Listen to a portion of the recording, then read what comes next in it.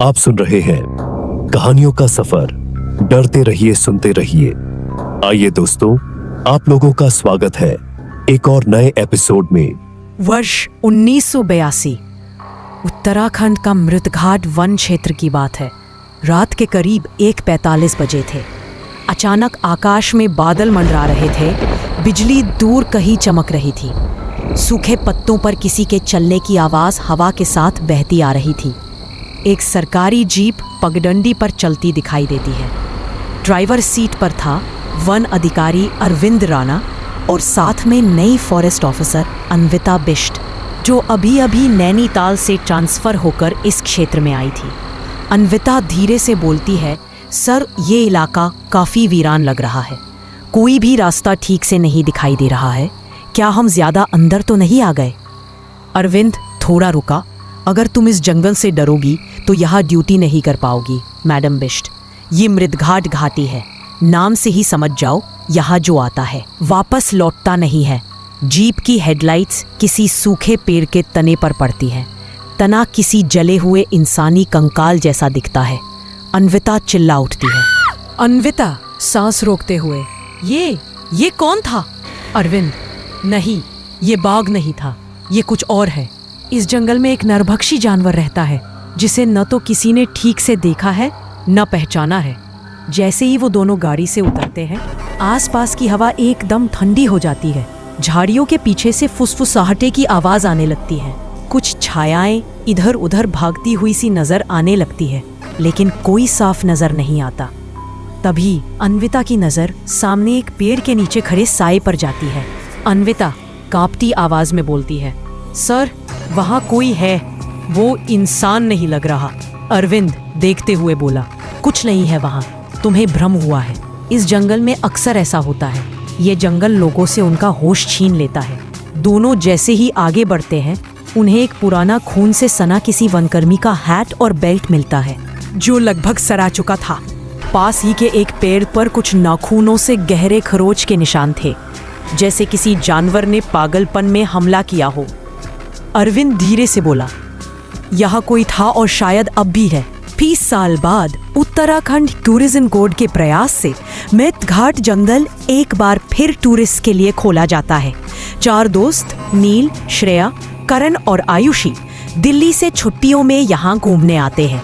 साथ में होता है एक गाइड कैलाश, जो पहले इस जंगल में फॉरेस्ट गार्ड रह चुका है पर अब टूरिस्ट गाइड बन गया है। कैलाश गंभीर लहजे में कहता है, इस जंगल को 1982 में बंद किया गया था। अचानक कई जानवर हिंसक हो गए थे। कुछ लोगों के शव ऐसे मिले जिनका चेहरा भी नहीं पहचान में आया। लोग कहते हैं जंगल अब भी भूखा है। करण, अरे यार, ये सब स्टोरीज है टूरिस्ट को डराने के लिए। जंगल है और क्या। श्रेया धीरे से बोली, लेकिन मुझे कुछ अजीब सा लग रहा है, जैसे कोई हमें देख रहा हो। जीप अब जंगल के अंदरूनी हिस्से में पहुंच चुकी थी। धूप भी धीरे धीरे छंट चुकी थी और जंगल काला हो रहा था। दूर एक पुराना टूटा हुआ वॉच टावर दिखाई देता है। उधर मत जाना। कैलाश ने कहा, वो टावर उस हादसे की जगह है जहां से सब शुरू हुआ था। कहते हैं वहां किसी की चीखें अब भी गूंजती है। अचानक से मौसम बदलता है। बादल गरजने लगते हैं। तेज बारिश शुरू हो जाती है। कैलाश ने कहा, अब हम जीप से आगे नहीं जा सकते। हमें पास के पुराने रेस्ट हाउस में रुकना होगा। वो कई सालों से बंद पड़ा है, लेकिन वहां हमें पनाह तो मिल जाएगी। सभी डर के बावजूद तैयार हो जाते हैं और पुराने टूटी खिड़की दरवाजों वाले रेस्ट हाउस में पहुंचते हैं। जगह पर गहरा अंधेरा और सीलन थी। आयुषी ने धीरे से फुसफुसाकर कहा, क्या ये जगह सुरक्षित है? कैलाश ने कहा, अब रात में जंगल में निकलना मौत को बुलाना है। सभी लोग अलग अलग कमरों में सोने चले जाते हैं।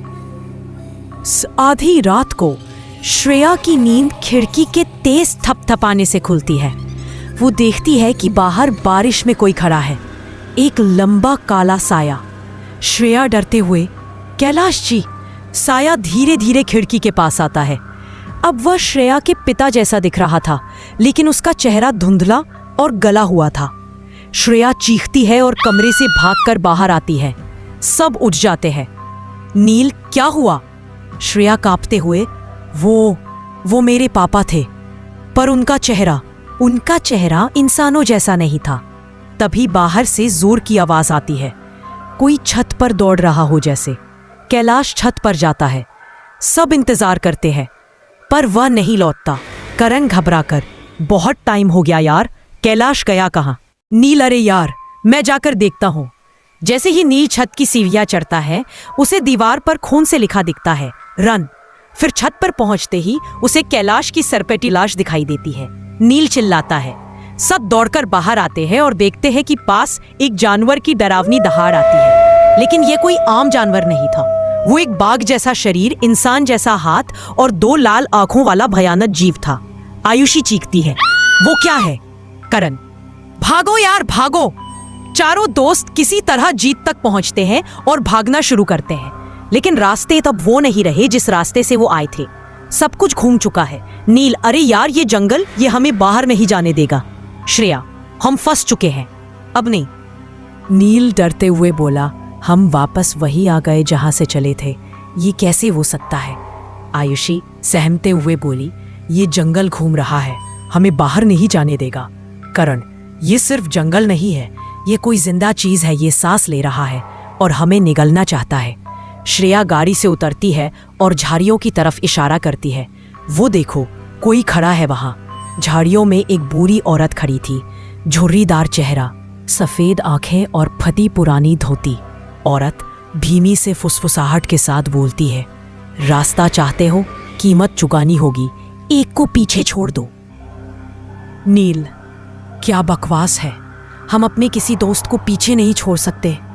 औरत हंसते हुए बोली, फिर सब मरोगे। यही मरे थे पहले भी और आज फिर से मरोगे। अचानक औरत की आंखें लाल हो जाती है और वो धुएं में गायब हो जाती है। सभी दोस्त डर जाते।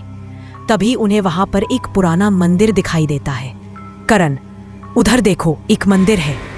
चारों मंदिर की ओर भागते हैं। अंदर टूटा हुआ शिवलिंग, चारों ओर खून से सनी दीवारें और सामने एक पत्थर की शिला जिस पर लिखा था, यहाँ मरे थे वे जो जंगल को जीतना चाहते थे, अब जंगल उन्हें ही खा गया है। तभी दीवार पर अचानक एक पेंटिंग चमकने लगती है। उसमें दिखता है एक औरत काले कपड़ों में जादू टोना कर रही है।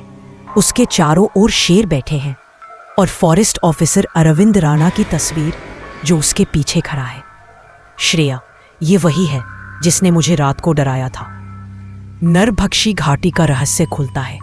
1982 में अरविंद राणा ने अन्विता को मारकर उसकी लाश जंगल में फेंक दी थी। लेकिन अन्विता की आत्मा मरने से पहले इस जंगल से जुड़ चुकी थी। वो अब जंगल का हिस्सा बन चुकी थी। आयुषी, यानी हम उसी आत्मा के बनाए जाल में फंस चुके हैं। एक एक कर शिकार शुरू होता है। करण एक दरार में गिरता है और वहां से किसी जानवर की चीखें आती हैं।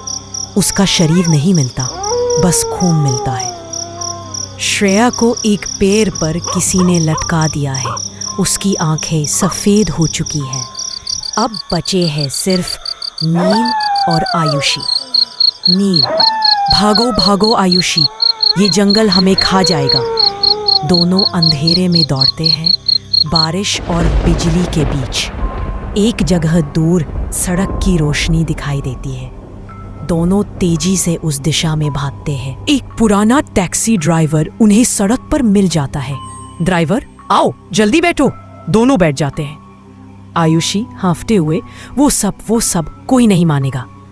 ड्राइवर हंसते हुए, मरे हुए लोगों की बातें कौन मानता है। ड्राइवर अचानक पीछे मुड़ता है। उसका चेहरा जल चुका था। वो कोई इंसान नहीं था। नील और आयुषी की चीखें गूंजती हैं और जीप फिर से उसी जंगल की ओर मुड़ जाती है। नरभक्षी घाटी आज भी मौजूद है।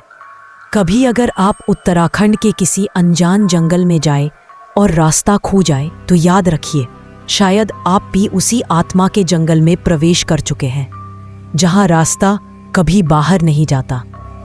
दाई, अगर आपको हमारी वीडियो पसंद आए तो हमारे चैनल को लाइक और सब्सक्राइब और शेयर करना ना भूलें, ताकि हम और भी ऐसी डरावनी कहानियां आपके लिए ला सके।